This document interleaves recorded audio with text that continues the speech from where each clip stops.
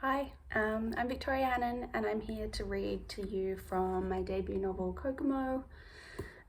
It's the story of Mina. She's in her early 30s and she's living in London, and one day she gets a phone call from her best friend back in Melbourne telling her that her mum has just left the house for the first time in 12 years and she has to come home to find out why. I'm going to read to you from chapter 1 and then a little bit from chapter 2.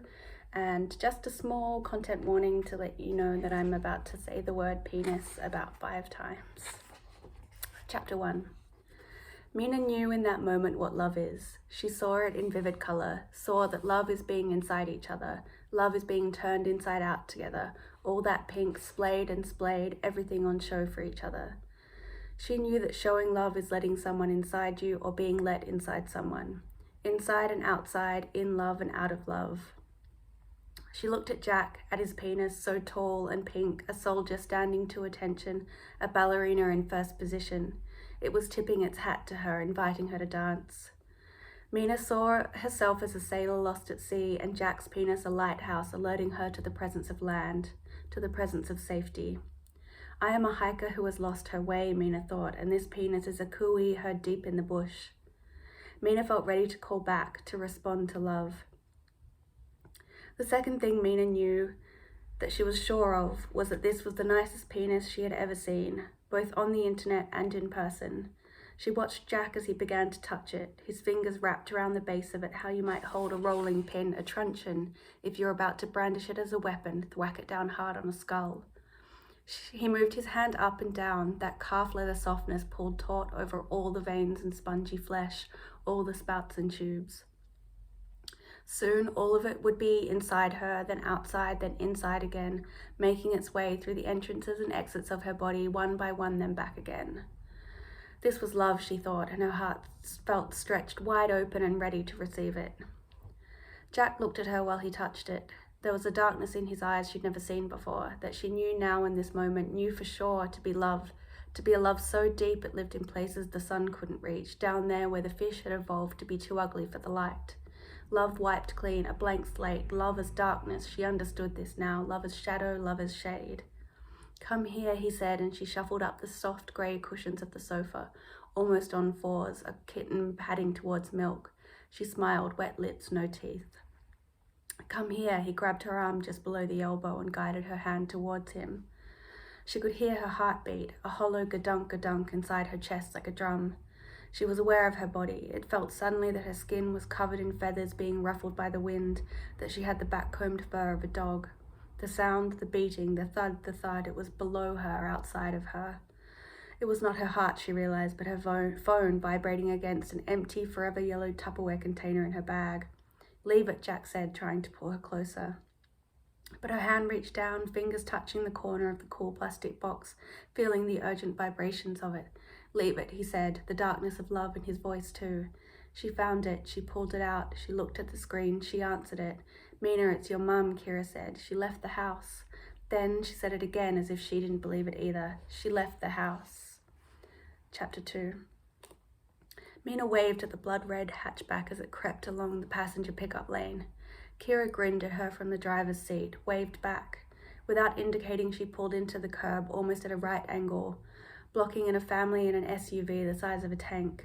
You're here, Kira yelled, waving with cartoon-like excitement as she climbed out of the car. I'm here, Mina said, and Kira wrapped her long arms tightly around her, locking Mina's in place by her side. Kira released her, pulled her in again. Mina relaxed into it this time, let herself be held up, held tight, close. She stretched her arms around Kira's back, felt Kira's sharp shoulder blades, her ribs through her jumper. Her black bob smelt like apples. It started to spit with rain. You smell terrible, Kira said as she broke from the hug. Mina laughed. It's good to see you too. She let Kira wheel her suitcase out onto the road, then lift it with ease onto the back seat of the car. Kira smiled and waved at the family in the SUV, and the driver smiled back. Mina watched him watch Kira as she jogged around the car and slid into the driver's seat. Mina could tell he was looking at the way her legs moved inside her jeans, that he was thinking about his dry, rough skin touching her perfect, soft skin. Mina sat in the front passenger seat, squeezing her backpack in by her feet. The floor was carpeted with parking fines, dog-eared audition sides, cheeseburger wrappers. Sorry, Kira said, as if she was seeing the mess for the first time. Just put your feet on it, it's all old. She put the car into reverse, then drive, then reverse, then drive, inching backwards and forwards until they were driving out past the airport hotel, past the long-term car parks and into the damp, grey Melbourne morning. Did you sleep on the plane? Kira asked. Not really, but I'm not a good sleeper these days. Mina watched the tall white trunks of gum trees whiz by through the beaded curtain of rain on the window. It's good you came, Kira said, her eyes flicked from the road to Mina and back. I don't know that I had much of a choice. Mina felt the heaviness in her chest, her stomach, like she was submerged in something thicker than water. She reached forward and turned on the radio. The saxophone bit of careless whisper oozed out of the car's crackling speakers. They look good, by the way, Mina said, glancing at Kira in profile, the full lips and high cheekbones, the skin that was exactly the same colour on every part of her, save for a light dusting of freckles across her nose. Now the perfect C-cups, pointing upwards, everything impossibly in proportion. What, these old things? Kira moved a hand around her breasts like a model on The Price is Right, showing off a ride-on lawnmower. Do they still hurt? Mina asked. A bit when I run, otherwise all good. Kira cupped one of them instinctively. Did they feel fake when we hugged? They felt firm, Mina said, but I've never touched fake ones before. Give them a go, Kira said and pushed her chest out. Mina poked one, then cupped it, bounced it once, twice.